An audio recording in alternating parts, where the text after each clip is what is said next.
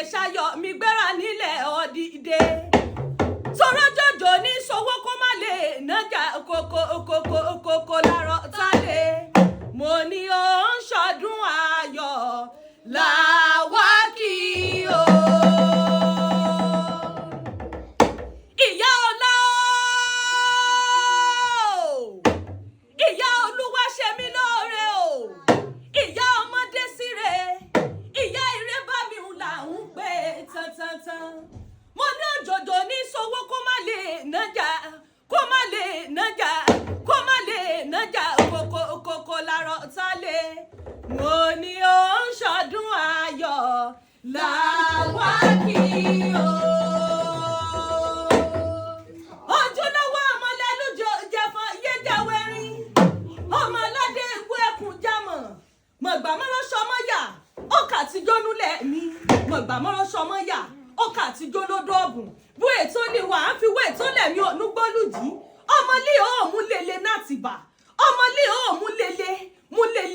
yé bá jọmú sódì dó yànà kí ṣàṣẹ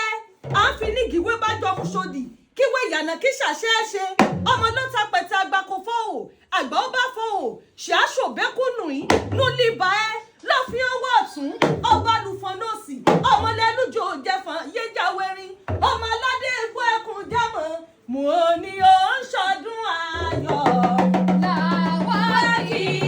o. Sayomi o ìjíǹjí mo jí nínú ilé bàbá mi ọkọ rẹ ló rán mi wá bí Isaac Awoniranye ọmọ lówó ọ̀wẹ̀ ọkọ rẹ olówó orí rẹ mo ló fi pépè mi lórí aago ó ní ẹ dákun ẹ wá bá ń kọ́ yà mí ẹ bá ń kí ìfẹ́ mi ẹ bá ń kí àrídùnnú mi ó ní aya mi ni ó ní ìfẹ́ mi ni ó ní àrídùnnú mi ni ó ní ẹni bí ọkàn mi ni ó ní ìfẹ́ ayé mi ni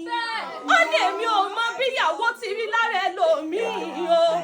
ó ní àmọ́ṣẹ́ rí Sayomi ìyá àwọn ọmọ mi ọlọ́jọ́ wúrà lójú mi